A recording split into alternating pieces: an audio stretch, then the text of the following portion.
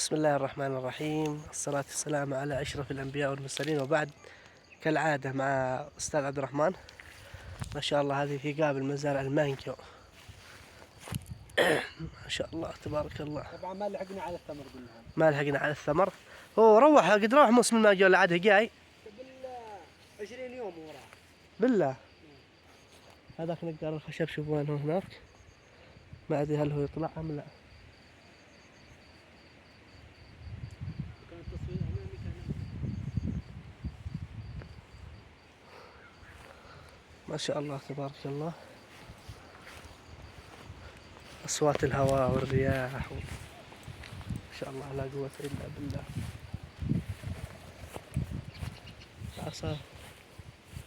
العصافير والحمام.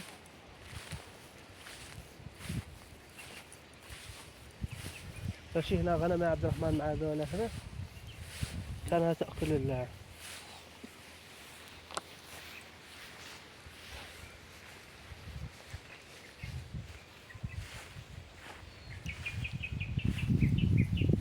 أصوات العصافير.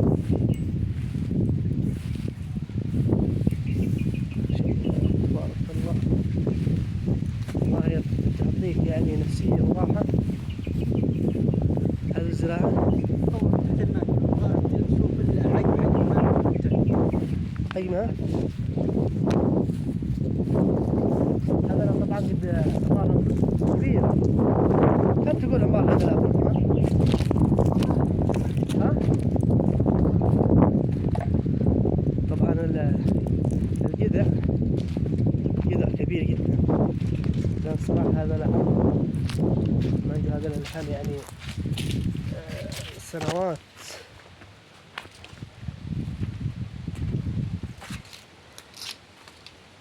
طبعا هذا كيف؟ طبعا احنا تحت واحدة فقط. صير فوق.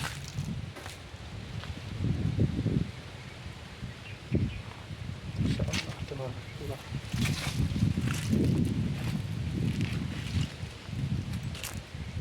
هذه الثانية لا زالت صغيرة. هذه الثالثة. هاتاك طبعا ماتت وقطعوها.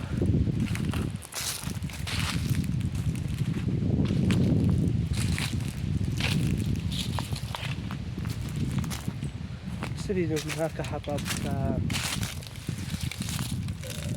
شيء من هذا الشيء، أو سبحان الله طلع فيها جذوع جديدة. شوف جذوع جديدة فتطلع من جديد.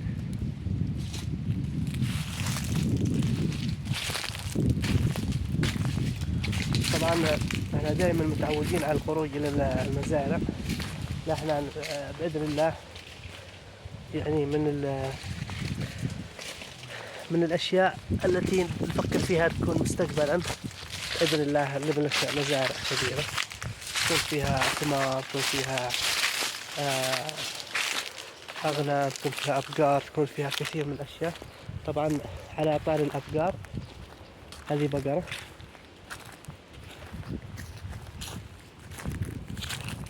وهذه شجرة ثانية.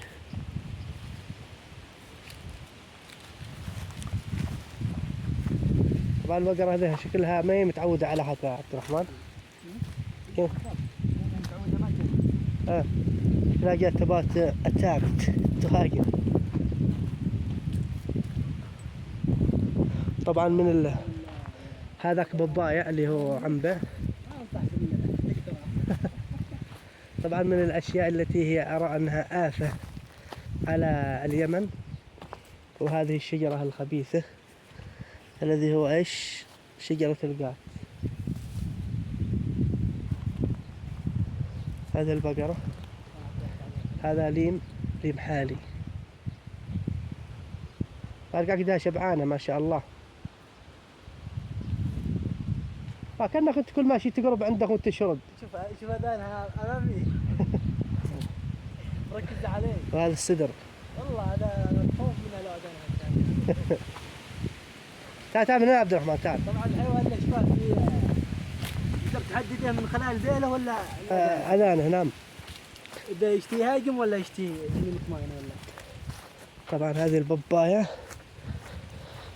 أيضا هذه المزرعة أغلب ما نلقيها أيام رمضان، نصلي الفجر وننزل قبل شروق الشمس نلقيها ما شاء الله. طبعا نضرب مسافة حوالي يمكن ساعة من سوق بيحان إلى هذا المكان، ساعة كاملة. طبعا أجي دقيقة عبد الرحمن ولا نمشي؟ طبعا نمشي ولا نجلس؟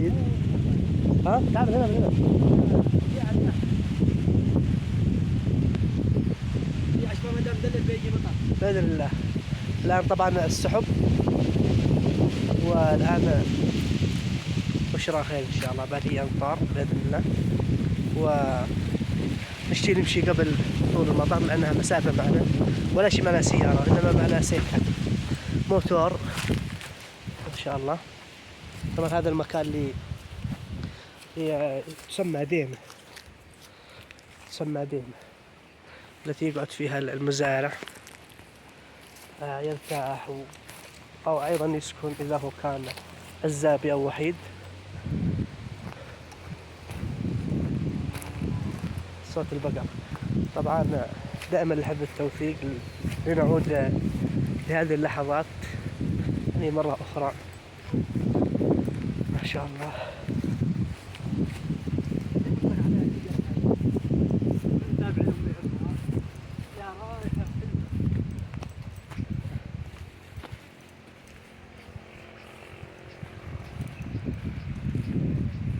طبعا عبد الرحمن يعني هذه شجرة حلوة رائحتها زكية، فيشتي يعرف ايش اسمها او ايش نوعها، اذا احد يعرفها.